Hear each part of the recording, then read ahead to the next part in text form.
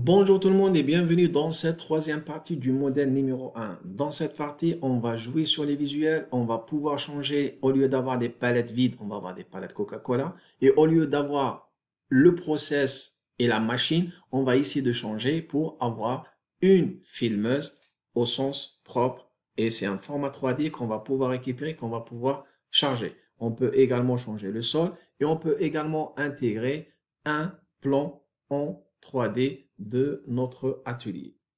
Let's go.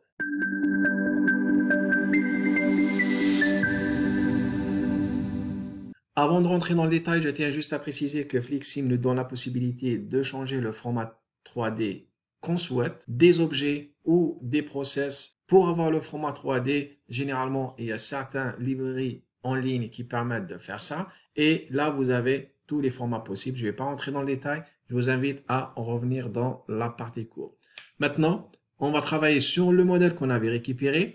Et pour vous, si vous n'avez pas les formats, je vous invite à aller dans Moodle ou d'aller directement dans mon site, dans la partie se former, Flixim. Et là, vous avez trouvé dans le modèle 1, vous allez trouver les formats de la palette Coca-Cola et de la filmeuse. Vous pouvez les charger et télécharger dans votre ordinateur. Et là, je vous montre à partir d'ici comment on peut le faire directement sur Flixim. Une fois sur Flixim, vous avez le modèle et ce qu'il faut savoir en fait, si en fait on clique ici, vous voyez généralement on a des palettes qui arrivent, d'accord? Et les palettes en fait, on sait très bien où elles sont paramétrées. C'est ici si vous voulez, c'est dans la création. Et là ce que vous voyez ici, c'est des palettes. Si on veut changer le format, par exemple, on va mettre des box, d'accord? Et là vous voyez quand je change, là on aura des box, ainsi de suite. Alors, moi, ce qui m'intéresse justement, c'est ce format qu'on va changer. Et avant de le faire, pensez à télécharger l'objet en 3D que vous souhaitez changer. Maintenant, la manière la plus simple pour changer un format, soit des flux qui circulent, d'accord, au lieu de faire des palettes, on va mettre par exemple des palettes Coca-Cola. Il suffit juste de cliquer ici dans les Toolbox. Et là, vous voyez en fait, vous avez ce qu'on appelle Flow Items. Et là, dans Flow Items, si vous cliquez ici par exemple, vous allez voir l'ensemble des formats que vous avez déjà dans la base de données Flixim.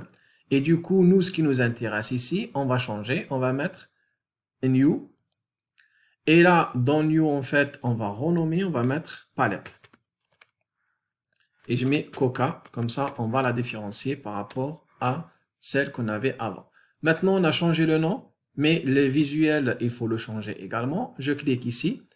Et au lieu d'avoir justement les box, là, vous voyez, il faut juste sélectionner le chemin dans lequel vous avez enregistré votre palette Coca-Cola en 3D. Et là, quand vous cliquez deux fois, vous voyez, ça a remplacé la palette.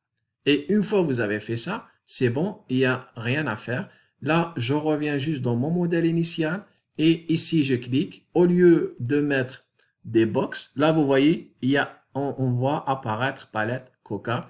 Maintenant, quand je clique ici, qu'est-ce qui va se passer? Toujours, je rafraîchis. Là, vous voyez, en fait, j'ai plus la palette vide, mais j'ai des palettes Coca-Cola qui arrivent. Ça, c'est la première étape pour changer la palette. Ensuite, deuxième étape maintenant. Qu'est-ce que je veux faire?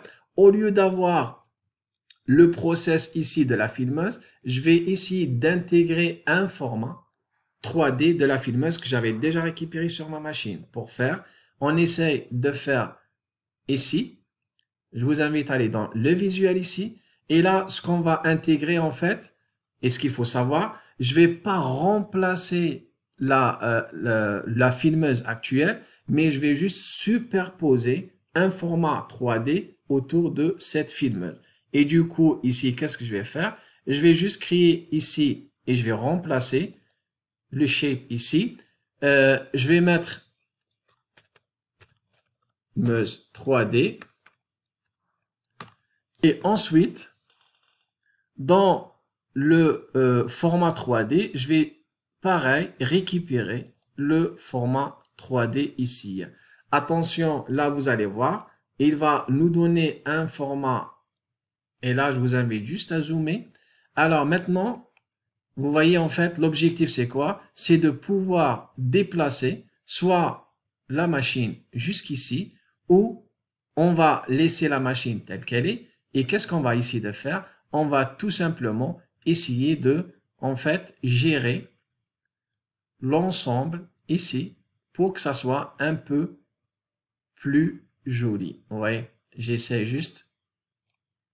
Et la filmeuse ici, j'essaie de la faire exactement ici. Là, je le fais vite fait, mais vous pouvez prendre le temps nécessaire pour tourner la machine et ainsi de suite. Alors maintenant, si je recommence juste pour vous montrer un petit peu, comme je ne l'ai pas fait dans le bon sens, vous voyez en fait ici, si j'accélère un petit peu, vous voyez, j'ai les palettes, mais elles sont pas dans le bon sens. Pourquoi? Parce que ma machine, elle n'est pas dans le bon sens et le format 3D, il n'est pas dans le bon sens. Si vous voulez, je peux recommencer. Et là, qu'est-ce qu'on va faire? Hop. Alors maintenant, au lieu d'éviter de bouger tous les objets qu'on a ici, tous les processus, on va tout simplement essayer d'orienter la machine en 3D dans le bon sens et pour récupérer le reste. Et là, il suffit juste de la sélectionner, de cliquer ici avec le bouton droit. Et là, vous voyez, on va essayer de chercher le bon sens. OK? Et ensuite, qu'est-ce qu'il nous reste? Là, tout simplement, on va essayer de récupérer. Là, vous voyez, c'est la création. On va la mettre ici. Ensuite, la file d'attente, on va la mettre ici. C'est le convoyeur. Et ensuite, le process, on va essayer de le superposer exactement dans l'endroit. Et là, la sortie ici. Si vous voulez maintenant. Après, on peut rentrer dans le détail vraiment pour travailler la hauteur, ainsi de suite. Là, ce qui m'intéresse, j'essaie juste de vous montrer le résultat. Là, vous voyez en fait, déjà, c'est beaucoup mieux.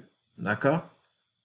Ensuite, vous voyez, si on a une file d'attente, on voit bien la file d'attente ici, avec une capacité de 10. Maintenant, si vous voulez vraiment le détail, vous pouvez encore le bouger juste à côté.